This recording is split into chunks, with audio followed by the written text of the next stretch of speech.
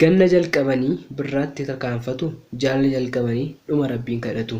Rabbi kan naaf kaa'e kan koo nan dhowwatu.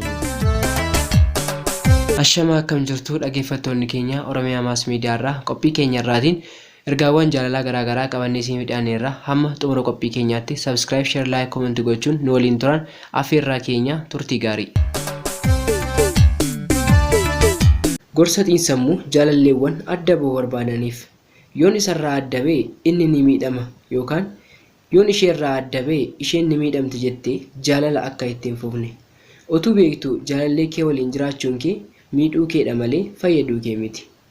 Osoo beektu yeroodhaaf gammadee gaafan barbaade irraa addaan ba'a jettee yoo yaadde sirrii miti.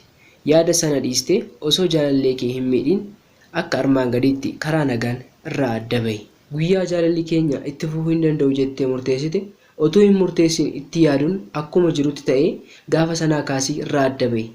Yeroo irraa adda baatu waan kana gooteef waan haalli naaf hin mijanneef takka adda baane ilaalla jettee sababa sobaa fi haala hin qabatin. Maaliif irraa akka adda baatu dhugoomsii itti himi. Yeroo irraa adda baatu qaamaan argii irraa adda ba'i. Tekstiidhaan, bilbilaan, chatiidhaan si dhiiseera jettee itti himin. Yeroo itti himtu otoo hin dheekkamin gaaffii isheen yookaan inni si gaafatu yookaan si gaafatte hunda deebisii fi deebii keessa ifa godhi hin dhoksiin. Maaliif akka adda baate? Yoom akkamitti akka adda baate? Maaltu akkasii mudate namoota biraatti hin haasayin. Erga irraa adda baate hin bilbiliifiin, jajjabeessuu hin dhamayin. Jaalala dhaabneerra garuu riyyaa gaarii siifan ta'a jettee itti hin dhiyaatin. Namni takka wal jaallatee ka'ee wal dhiise deebi'ee jaalallee malee riyyaa waliif ta'uun soba. Waa'ee nama irraa adda baatee sana hirrina isaa yookaan ishee hammeenyaa fi rakkoo isaa yookaan ishee hin haasayin. Nama gaarii akkasiif ture yookaan turte qofaa haasayi. Biqiltuu Tashoomee magaalaa Noorweey irraa.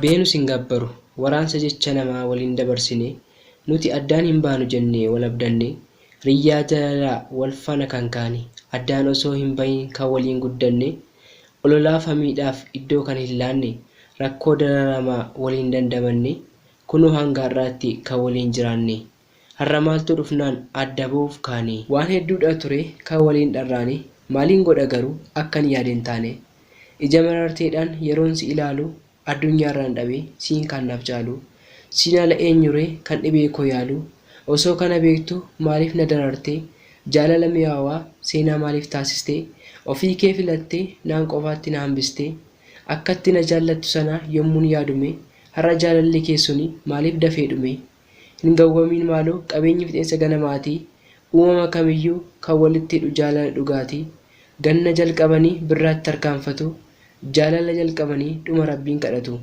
Rabbii kan naaf kaa'e kan koona hin dhowwatu mee dhuma keen argaa sichilleen goyyoomu cubbuun jaalala koo sin gadhiisin yoomu ofitti si harkisee humnaan sin dararu karaan dhugna daakkoo beenu sin gabbaru imimmaan koo seenaa siif haa ta'u seenaan koo yaadannoo siif haa ta'u yaadannoon koo galaa jireenya kee siif haa ta'u ani maqaan koo Elli Badhaasaa magaalaa Kaartuum irraa jaalallee koo duraanii guddinaa bulchaaf.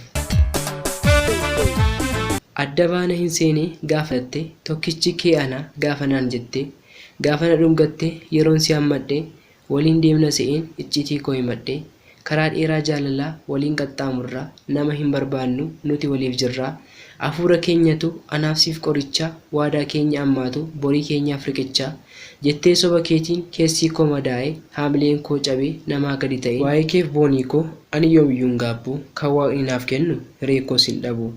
Bakkuma jirtutti nagaa naaf ta'e ilillii caalchisaa magaalaa Finfinnee irraa jaalallee koo duraanii magaalaa Naqamtee keessa kan jiraatu Boonsaa Alamaayyoo.